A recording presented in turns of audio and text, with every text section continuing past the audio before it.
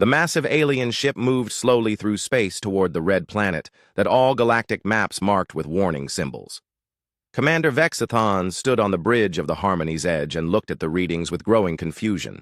His blue skin turned pale as he read the numbers again and again. "Science Officer Kelnira, check these readings one more time," he said in his deep voice. "There must be an error." Kelnira moved her 6 arms across the control panels with quick movements. Her large eyes grew wider as she studied the data. "Commander, the readings are correct. There are life signs on Kethmara, many life signs."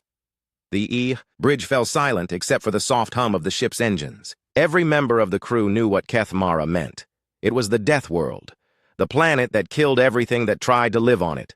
The place where the galaxy's strongest warriors went to die in training missions that lasted only days. "How many life signs?" asked Vexthon, though he was not sure he wanted to know the answer. 50 million, sir," Kelnira replied. "And they appear to be thriving. On the planet below, Captain Deho of the human colonial fleet sat in his office drinking coffee and reading reports about the new farming districts. The coffee was made from beans that grew in the acid soil of Kethmara's volcanic regions. It had a taste that most humans found pleasant, though it would probably dissolve the internal organs of most other species in the galaxy. Deho was a tall man with kind eyes and strong hands that showed the marks of years working in dangerous places. He had lived on Kethmara for 15 years and considered it one of the most beautiful planets he had ever seen. The way the purple acid rain created rainbow patterns in the sky always made him smile. His communication device made a soft sound. "Captain, we have an incoming transmission from an unknown vessel," said the voice of Communications Officer Hana. "Put it through," Deho replied, setting down his coffee cup. The holographic display showed the face of Commander Vexthon. Deho had never seen an Althari before, but he found their blue skin and large eyes quite interesting.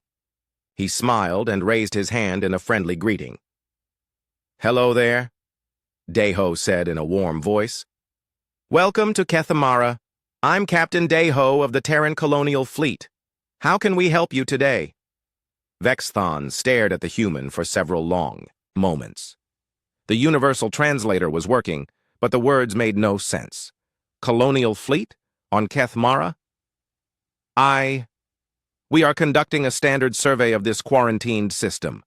We detected life signs and came to investigate. Are you saying you live here?" "Of course we live here," Deho laughed.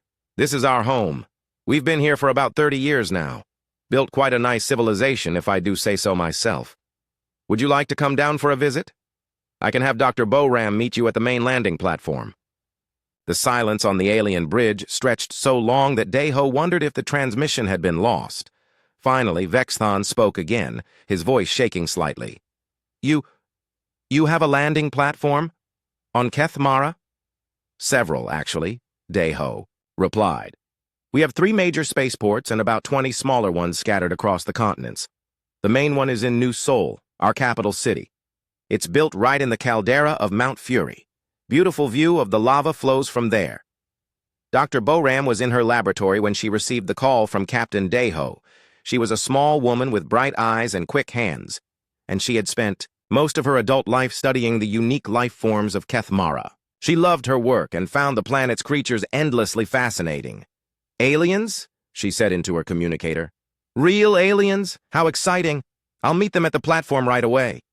She gathered her equipment and headed toward the spaceport. Along the way, she passed through the market district where vendors sold fresh vegetables grown in the mineral-rich soil and meat from the local creatures that humans had learned to hunt safely. Children played in the streets, their laughter mixing with the sound of the acid rain that was just beginning to fall. The alien shuttle landed with great care on the platform, and Boram could see through the windows that the occupants were wearing full environmental suits. She found this strange, since the weather was quite pleasant today. The acid rain was light, and the temperature was only about 40 degrees Celsius. Commander Vexthon stepped out of the shuttle, his suit's systems immediately alerting him to dozens of environmental hazards. The air was toxic, the rain was acidic, the ground showed signs of unstable volcanic activity, and his sensors detected predatory life forms nearby. Yet the small human woman standing before him wore only light clothing and seemed completely untroubled by any of it. "Welcome to Kethmara," Boram said with a bright smile. "I'm Dr. Boram, our lead xenobiologist. Captain Day Ho asked me to give you a tour. I hope you don't mind the rain. It's actually quite refreshing today." Vexthon looked up at the acidic precipitation that was dissolving small holes in the shuttle's hull. "Refreshing?" he managed to say. "Oh, yes," Boram replied, holding out her hand to catch some of the drops. "The mineral content is excellent for the skin. My grandmother always said that Kethmara rain would keep you young forever. She lived to be 120, so maybe she was right." They walked through the city, and Vexthon found himself more confused with every step. The buildings were made from local stone that appeared to be naturally resistant to the acid rain. Gardens grew plants that seemed to thrive in the toxic soil. People moved about their daily business as if they were not living in one of the most dangerous environments in the known galaxy. "How long have your people been here?" asked Science Officer Kelnira, who had joined the tour. "About 30 years. For the main colony," Boram replied. "But we had small research stations here for maybe 50 years before that. My parents were part of the original survey team. They fell in love with the place and decided to stay." "Fell in love?" Kelnira's voice rose in pitch. "With this place?" Boram looked around at the volcanic peaks, the colorful acid rain, and the strange but beautiful creatures that move through the city. How could they not? It's magnificent. Every day brings something new to discover. The geology alone is fascinating, and the life forms have adapted in the most amazing ways. They passed by a construction site where humans were working alongside massive creatures that looked like they could tear apart a battle tank. The creatures carried heavy materials with ease, while the humans directed their movements with hand signals and verbal commands. Are those predators?" Vexthon asked, pointing at the massive beasts. "Oh, those are crushers," Boram said casually. "We domesticated them about 10 years ago. They're actually quite gentle once you understand their social structure. Very helpful for construction work, much more efficient than mechanical equipment in this environment." Engineer Hyun-woo approached them, wiping his hands on a cloth. He was a young man with a cheerful face and strong arms. "Dr. Boram, are these our alien visitors? Welcome to New Seoul." "Hyun-woo here is our chief engineer," Boram explained. "He designed most of our power systems." "How do you generate power in this environment?" Kelnira asked, genuinely curious despite her growing horror.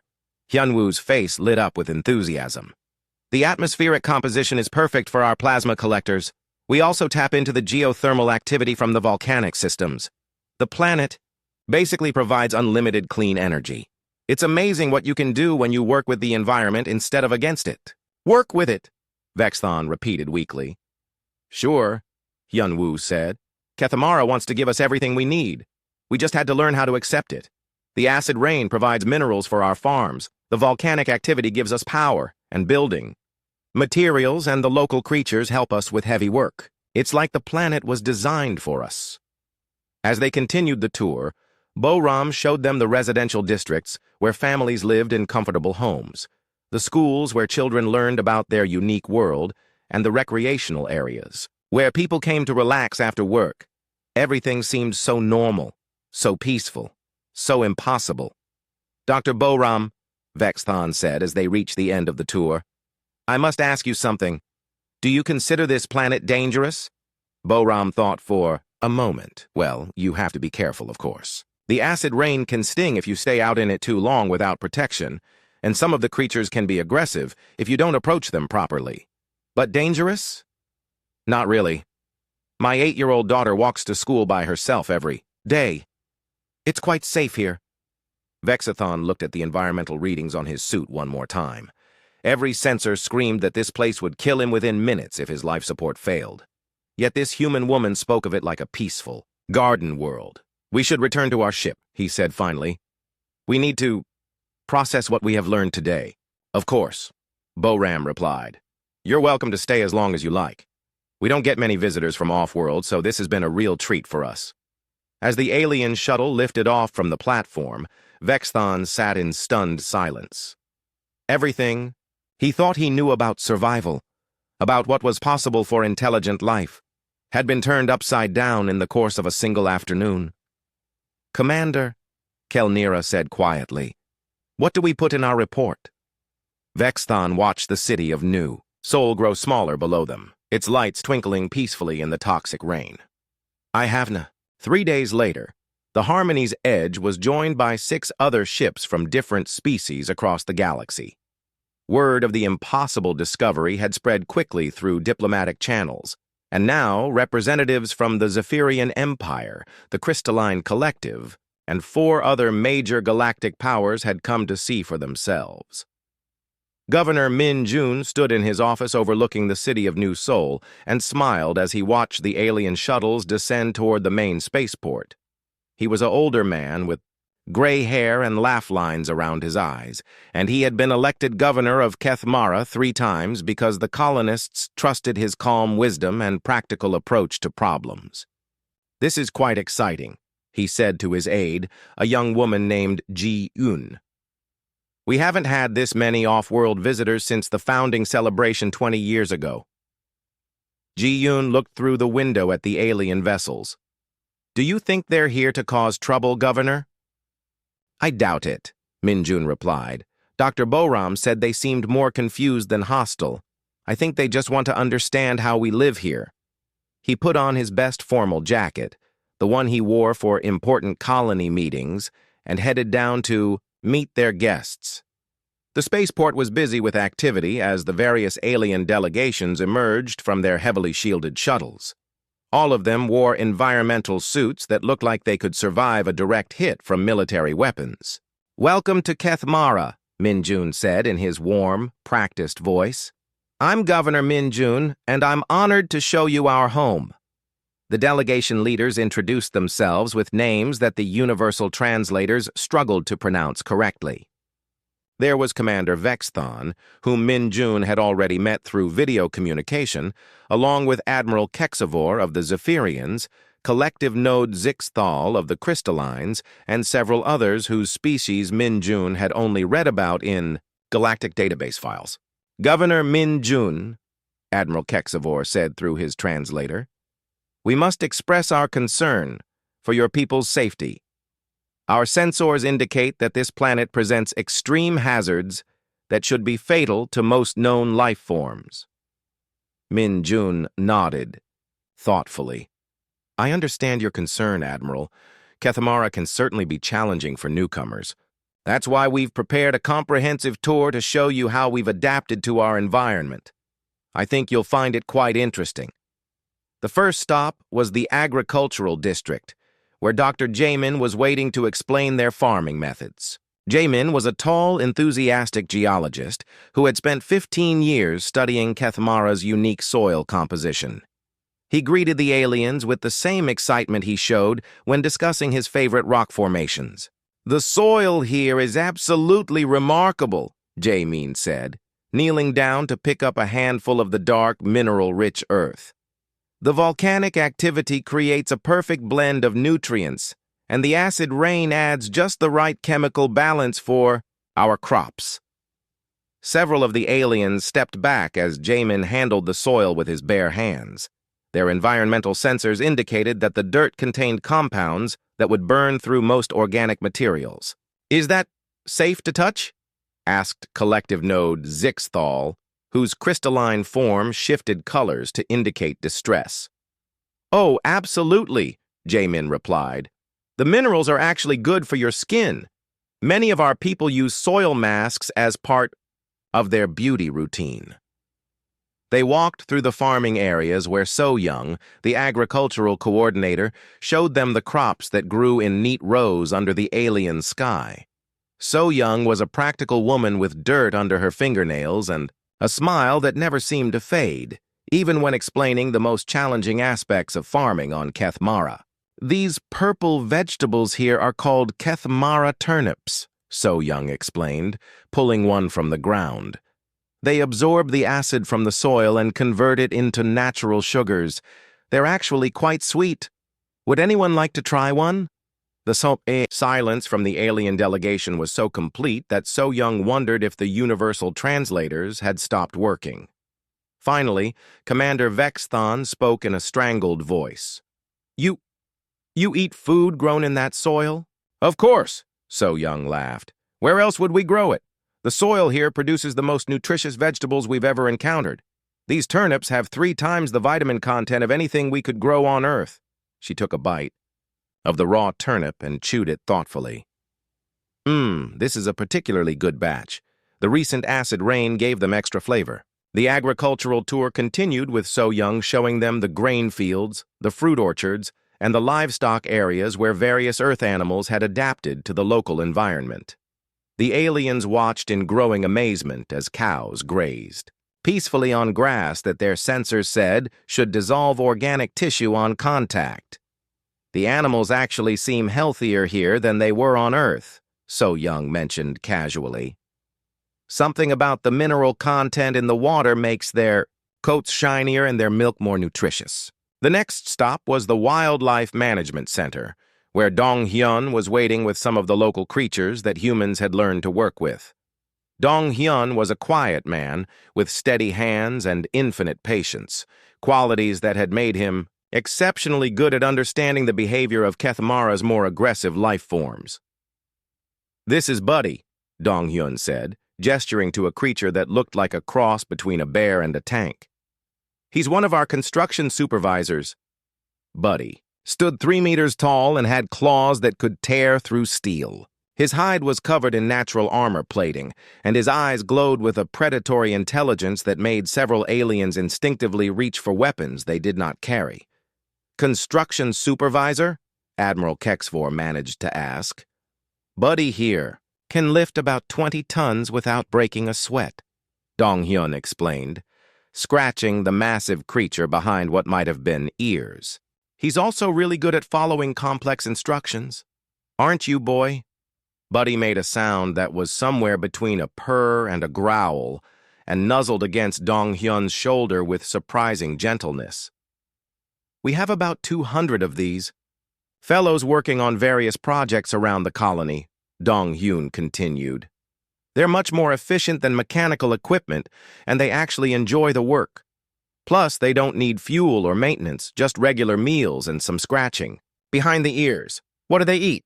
Collective Node Zixthal asked, though the color shifts in their crystalline body suggested they were not sure they wanted to know the answer. "Oh, mostly the local fish from the acid lakes," Dong Hyun replied. "The fish here are about the size of small shuttles and have natural armor plating, so they're perfect for creatures like Buddy. We've got sustainable fishing operations set up across all 3 continents." The tour moved to the power generation facilities, where engineer Eunji was waiting to explain their energy systems. Eunji was a brilliant woman with an infectious enthusiasm for anything that involved converting dangerous natural phenomena into useful power. "The atmospheric composition here is absolutely perfect for plasma collection," Eunji said, pointing to the massive towers that rose into the toxic sky. "We can generate more power from one of these towers than most planets, produce with their entire grid systems." She led them to a viewing platform where they could see the energy collection process in action. Lightning-like discharges jumped between the towers and the atmosphere, creating a display of raw power that made the alien visitors step back in alarm. "Is this safe to observe?"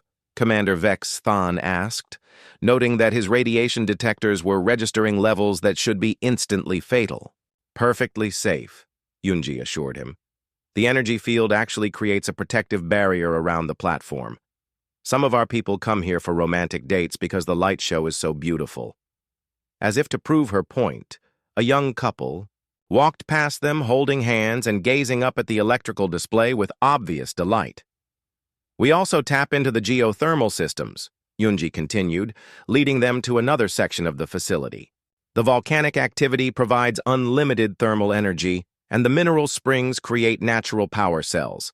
It's like the planet was designed to be an energy paradise." The final stop of the day was the residential district, where families lived in comfortable homes built from local materials. Young Ho, the cultural attaché, was there to explain daily life on Kethmara. Young Ho was a friendly man who loved talking about his community and always carried pictures of his family in his pocket. "This is where most of our people live," Young Ho said, gesturing to the neat streets lined with houses. "About 15,000 families in this district alone." Children played in the yards while their parents worked in gardens filled with colorful plants that seemed to thrive in the toxic environment. The aliens watched in fascination as a group of kids ran past, laughing and chasing some kind of small creature that looked like it could bite through armor plating. "Are the children not in danger from the local wildlife?" Admiral Kexavor asked. "Oh, the spark mice are completely harmless," Young Ho replied. "The kids love playing with them. They're actually quite helpful for pest control. They eat the insects that try to get into our food storage." One of the children, a girl of about 8 years old, ran up to Young Ho with a spark mouse perched on her shoulder. The creature's fur crackled with small electrical discharges that would have been fatal to most galactic species. Science Officer Kelnira could not sleep.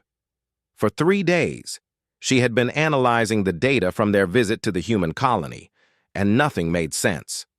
Her scientific training told her that what they had witnessed was impossible, yet the evidence was clear.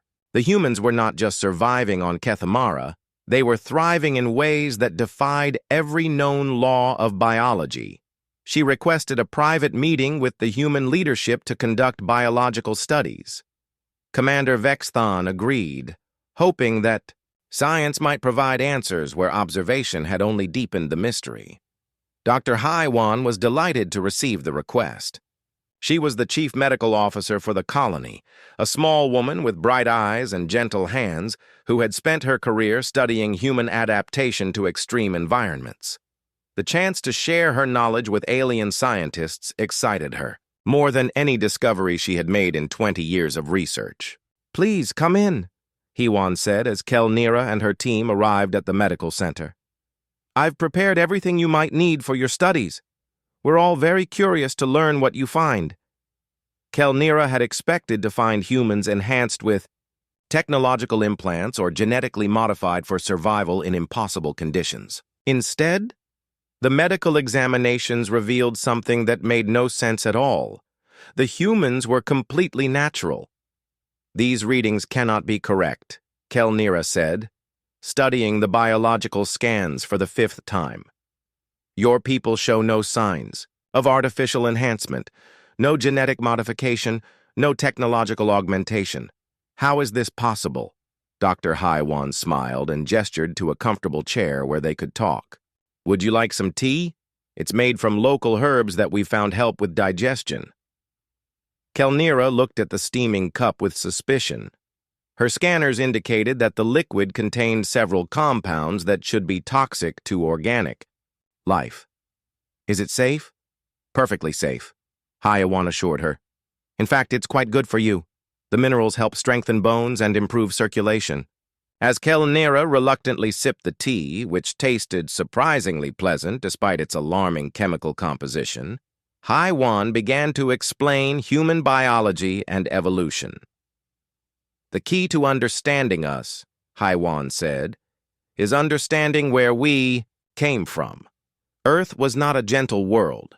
It was a planet that tested every species that lived on it, and most of them failed the test. Sun Wu, the colony's lead biologist, joined them with a collection of Earth historical data. Sun Wu was a quiet man who loved sharing knowledge, especially when it involved the fascinating subject of evolution and adaptation.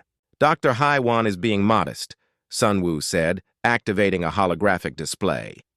"Earth was what you would classify as a death world. Let me show you what we mean." The display showed images of Earth's history, ice ages that lasted hundreds of thousands of years, volcanic eruptions that covered continents in ash, asteroid impacts that wiped out entire ecosystems, and climate changes that happened so rapidly that most life could not adapt quickly enough to survive. "Your species evolved under these conditions?" Kelnira asked, her voice filled with disbelief. "Not just evolved," Sun Wu replied. "We thrived. Every challenge made us stronger, more adaptable. more creative in finding solutions to impossible problems.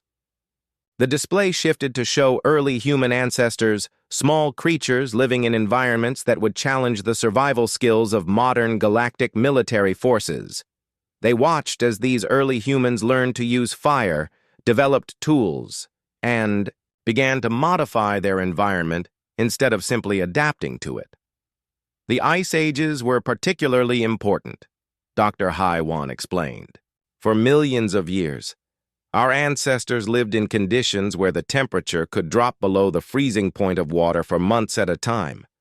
Food was scarce, predators were everywhere, and survival required constant innovation. Kelnira studied the data with growing amazement. Your people survived ice ages that lasted longer than most civilizations exist? Multiple ice ages, Sunwoo corrected. At least 7 major ones that we know of, plus dozens of smaller climate disasters. Each time, our population dropped to just a few thousand individuals, but we always survived. Dr. Junho, the colony's anthropologist, arrived with more historical records. Junho was a tall man with kind eyes who had dedicated his life to understanding human history and culture. He loved telling stories about the incredible journey that had brought humanity from cave-dwelling survivors to starfaring colonists. The climate disasters were just the beginning, Junho said, settling into a chair with the easy confidence of a born storyteller. Would you like to hear about the predators? He activated another section of the historical display, showing creatures that looked like nightmares made flesh. Massive carnivores with teeth like swords, pack hunters with intelligence that rivaled early humans, and flying predators that could snatch prey from the ground without warning. These are saber-toothed cats, Junho explained, pointing to creatures that looked like they could tear apart a small shuttle. They hunted our ancestors for millions of years, and these are cave bears, about 3 times the size of the bears we have today. Your ancestors were prey animals? Kelnira asked, trying to process this information. For a very long time, yes, Junho replied. We were not the strongest or the fastest creatures on our planet. We survived by being clever, by working together, and by never giving up. Every day was a fight for survival against creatures that were bigger, stronger, and better armed than we were. The historical display continued, showing human development through thousands of years of warfare, disease, and natural disasters. Plagues that killed half the population, wars that lasted for generations, and volcanic eruptions that blocked out the sun for years at a time. This volcanic eruption happened about 75,000 years ago, Junho said, showing images of the Toba supervolcano. It almost wiped out our entire species. The human population dropped to maybe a few thousand individuals worldwide. How did you survive? Kelnira asked. The same way we always survive, Dr. Haiwan replied. We adapted. We found ways to preserve food, to stay warm, to work together even when resources were scarce. We learned that cooperation and innovation could overcome almost any challenge. Engineer Su Jin arrived to demonstrate what humans considered standard safety equipment. Su Jin was a practical woman who believed that the right tools could solve almost any problem, and she had spent years developing equipment that would keep humans safe in the most dangerous environments. This is basic personal protection gear, Su Jin said, laying out equipment that looked like it belonged in a military arsenal. Environmental suits for extended exposure to toxic atmospheres, plasma cutters for emergency evacuation, and personal force fields for protection against hostile wildlife. Kelnira examined the equipment with growing alarm. This is what you consider basic safety gear? For exploring the really dangerous parts of Kethmara, yes, Su Jin replied. Most of the time we don't need anything this advanced, but it's good to be prepared. She picked up a device that her scanners identified as a weapon capable of destroying small buildings. This is a standard emergency beacon. If you get lost in the deep volcanic regions, it can blast a signal through several kilometers of solid rock. And this? Kelnira asked, pointing to what appeared to be a portable fusion reactor. Emergency power supply, Sujin said casually. "In case you need to run life support systems for a few weeks while waiting for rescue. It's powered by local mineral deposits, so you never have to worry about running out of fuel." The demonstration continued, with Sujin showing them climbing equipment designed for use on unstable cliff faces, underwater breathing apparatus for exploring the acid lakes, and protective suits that could withstand direct contact with molten lava. "We're working on advanced versions for the really challenging expeditions," Sujin mentioned. "Some of our people want to explore the polar regions where the gravity fluctuations can tear apart most materials. You have people who volunteer for such missions?" Kelnira asked. "Oh, yes," Sujin replied with enthusiasm. "The waiting list is quite long. Everyone wants to be part of the first expedition to the really interesting places." Colony planner Wu Jin joined them to discuss future expansion plans. Wu Jin was a thoughtful man who spent his time thinking about where humans might go next and how they could build communities in places that most species would consider uninhabitable. "We're always looking for new challenges," Wu Jin explained. "Kethmara has been wonderful for learning how to live with volcanic activity and toxic atmospheres, but our people are eager to try something different." He activated a display showing potential colony sites that made Kelnira's environmental sensors go into emergency alert mode. Planets orbiting neutron stars, worlds where the gravity was so intense that matter behaved in impossible ways, and systems where space itself was unstable due to exotic physical phenomena. "These locations are survivable?" Kelnira asked weakly. "We think so," Wu Jin replied. "It will take some preparation and probably some new technology, but humans have never found a challenge we couldn't eventually overcome." He showed her the application files for the next major colony mission. Thousands of families had applied to be part of the first settlement expedition to a planet where the very fabric of space-time was distorted by proximity to a black hole. The alien delegations had been on Kethmara for 2 weeks, and their initial shock was beginning to fade into a kind of resigned amazement. Commander Vexthon was preparing his final reports when the emergency sirens began to sound across New Seoul. The humans around them did not panic. Instead, they moved with the calm efficiency of people who had practiced for this moment many times. Children were collected from playgrounds, businesses closed their doors in orderly fashion, and vehicles began moving toward designated gathering points.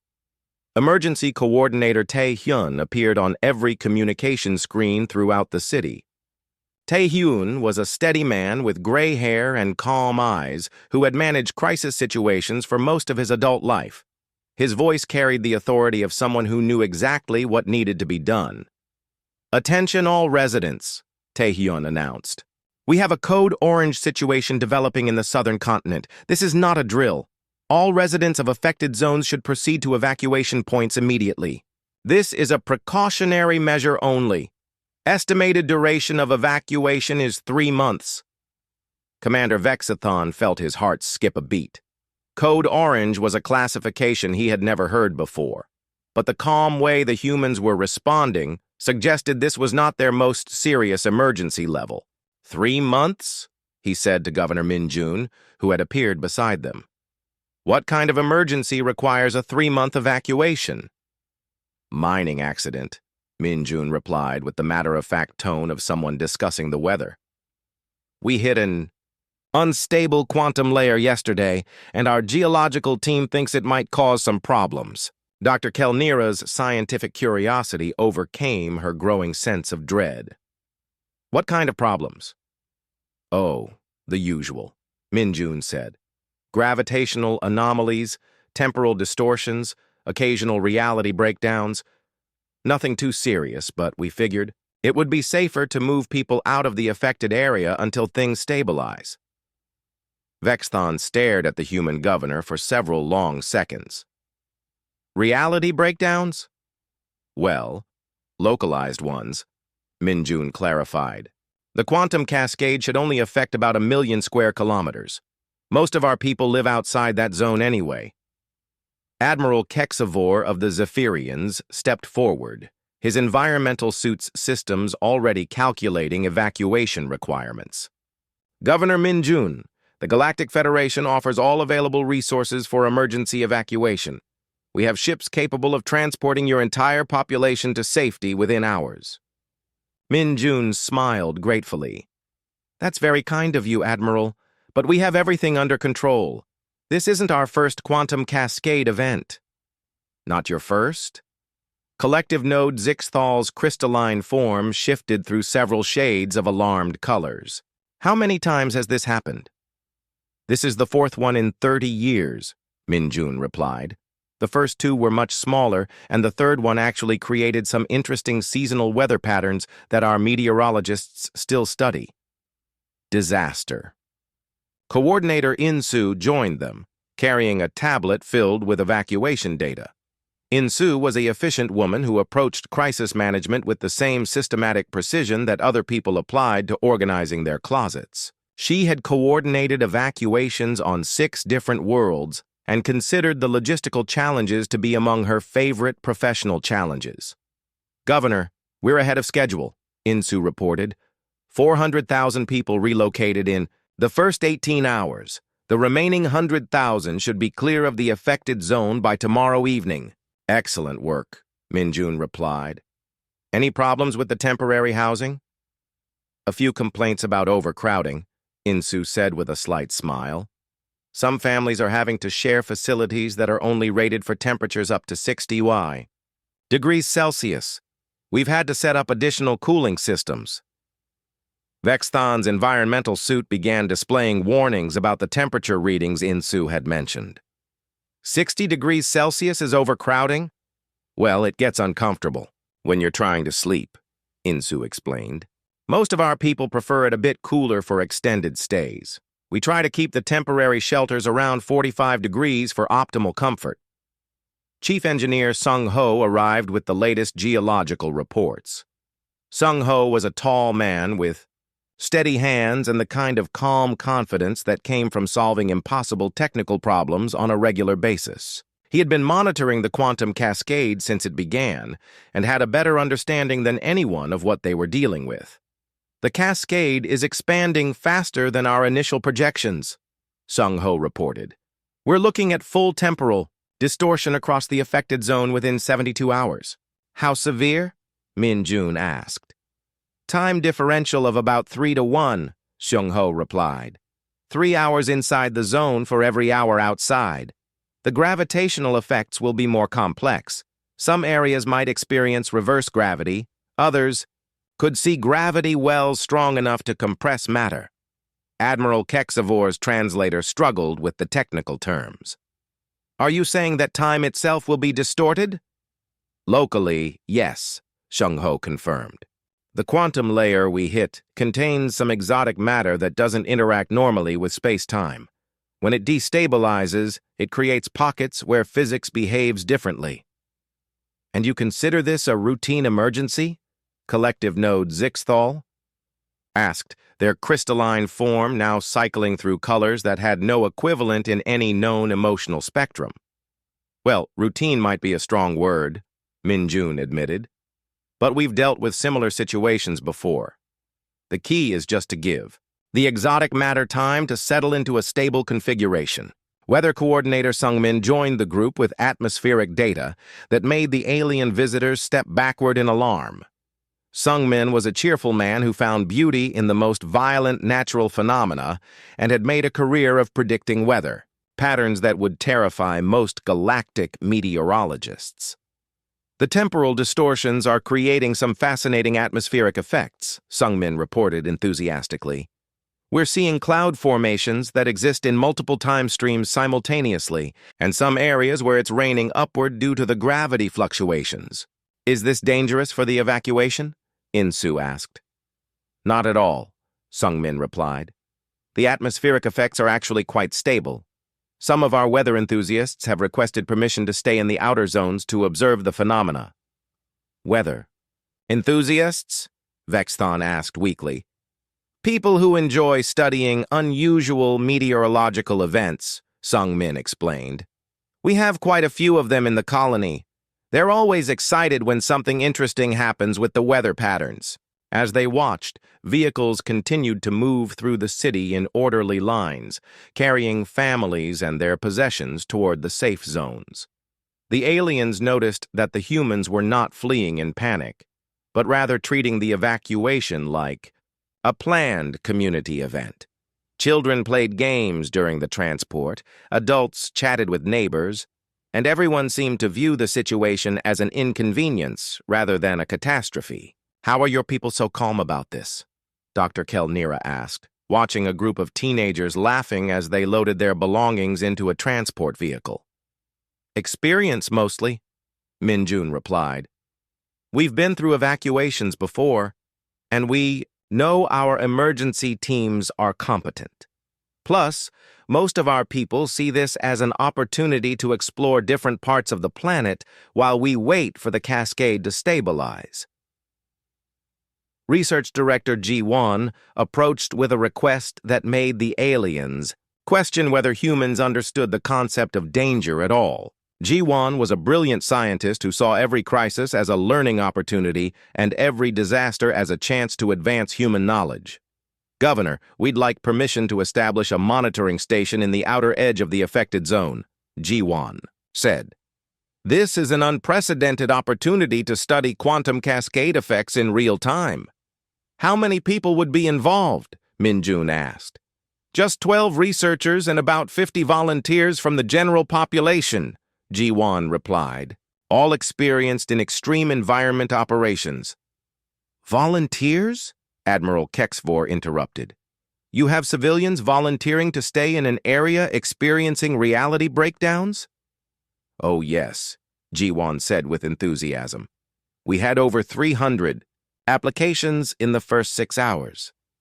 We had to set up a selection process because so many people wanted to participate." She showed them the application files on her tablet.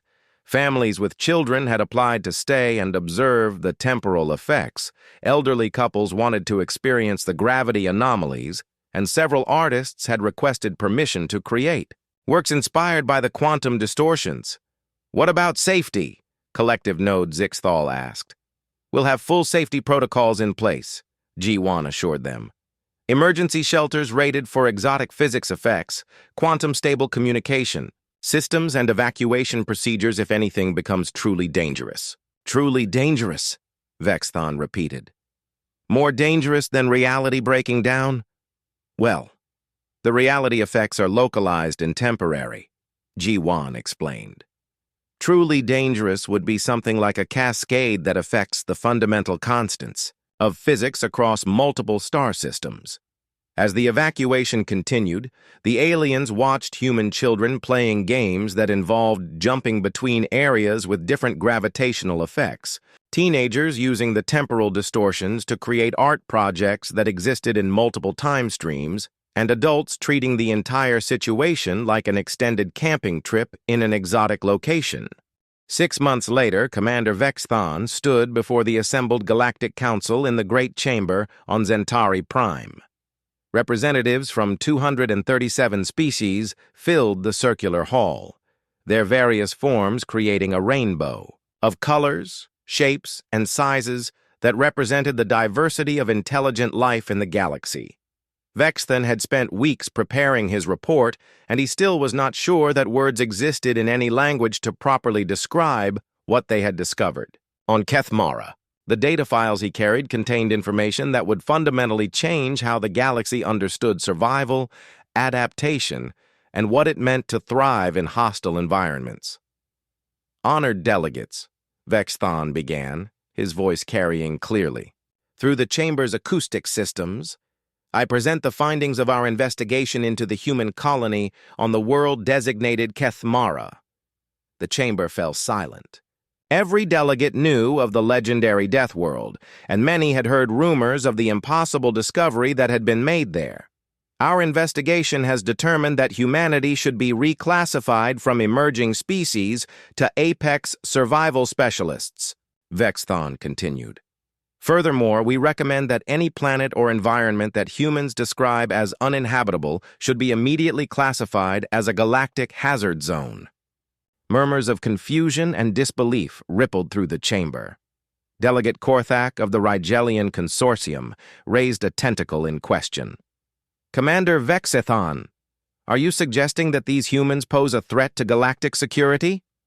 Not a threat, Vexthon replied carefully. Rather, they represent a complete redefinition of what we consider possible for intelligent life. They have taken the galaxy's most dangerous planet and turned it into what they describe as a vacation destination. He activated the holographic display system, showing images of New Sol built in the heart of an active volcano, human children playing with creatures that could destroy military vehicles, and families living comfortably in environments that would kill most galactic species within minutes. Ambassador Young Sik had arrived from Kethmara to address the council. Young Sik was a diplomatic man with kind eyes and a gentle manner who had spent his career building bridges between different cultures. He found the galaxy's reaction to human survival capabilities both amusing and somewhat concerning.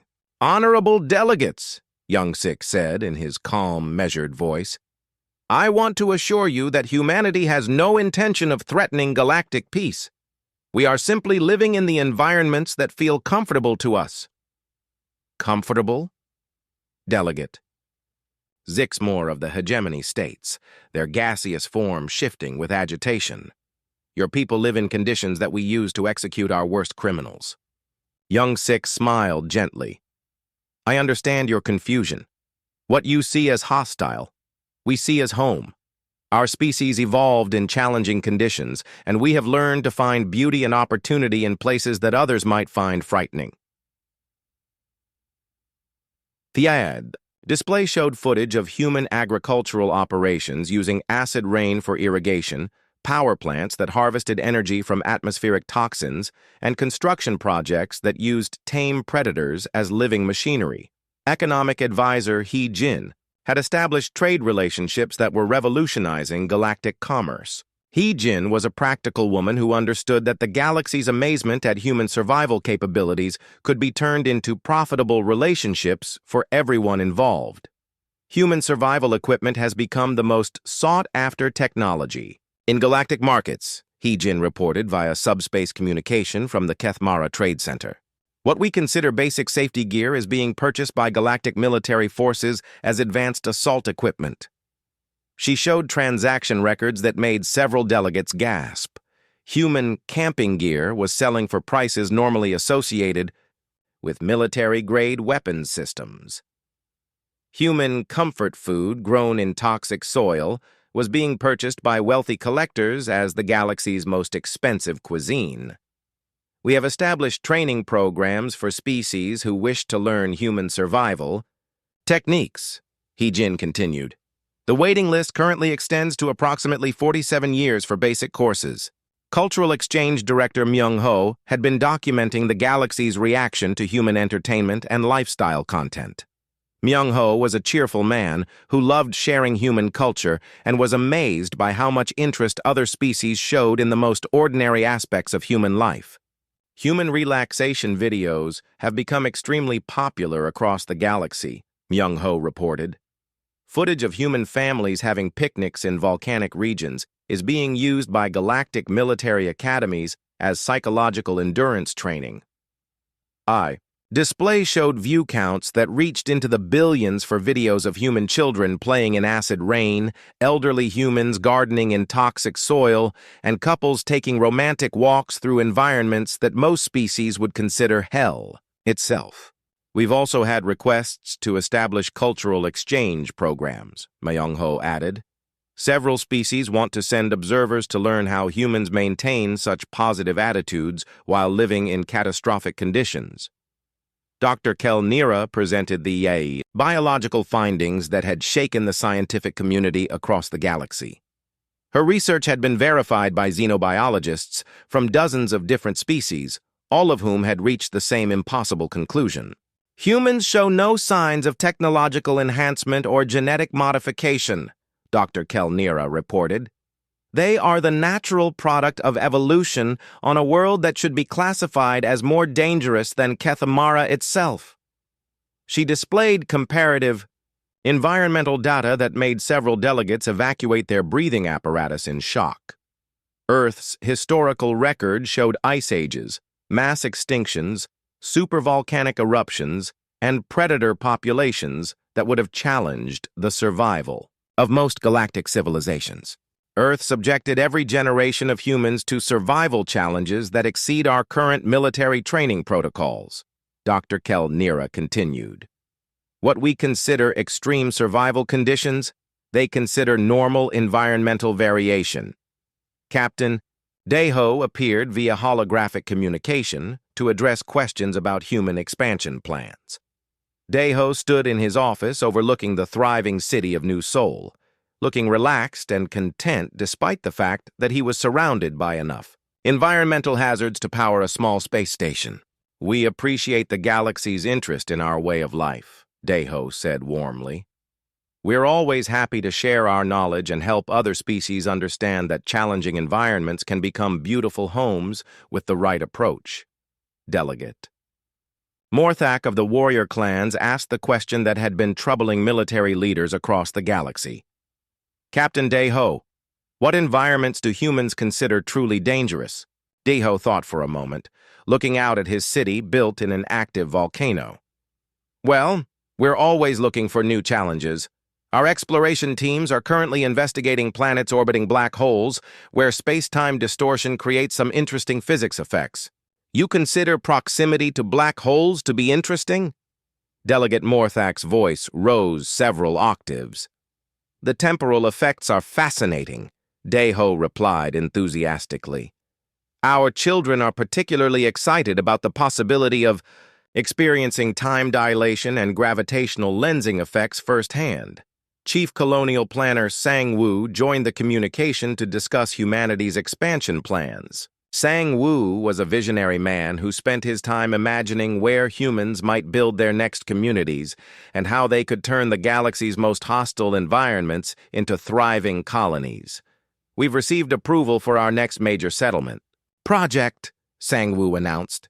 "A cluster of planets in the galactic core where the gravitational effects of the central black hole create unique environmental conditions." He displayed application statistics that made the galactic delegates question their understanding of normal behavior. Over 2 million human families had applied for the opportunity to settle planets where the very fabric of space-time was unstable. "Waiting list is currently at about 100 years, Sang Woo mentioned casually. "We've had to implement a selection process because so many people want to experience frontier living in truly challenging conditions."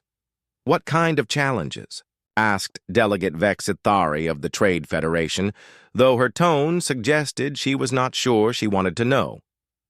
"Fluctuating physical constants, occasional reversals of causality, and regions where matter exists in quantum superposition," Sang Woo replied as if discussing the weather. "Our engineering teams think it will be an excellent opportunity to develop new construction techniques." As the presentation continued, the galactic delegates began to understand that they were not simply dealing with a surprisingly resilient species. They were confronting a fundamental shift in their understanding of what intelligent life could accomplish. "The humans have not simply survived in hostile environments," Commander Vexthan concluded. "They have redefined what hostile means. They have taken our concept of death worlds and turned them into suburbs." He paused, looking around the chamber at representatives from species that had been exploring the galaxy for thousands of years longer than humanity. "Our previous understanding of survival was based on avoiding danger," Vexthan continued. "Humans have taught us that survival can mean embracing danger and finding ways to make it serve your purposes." The final recommendation of his report sent waves of discussion through the chamber.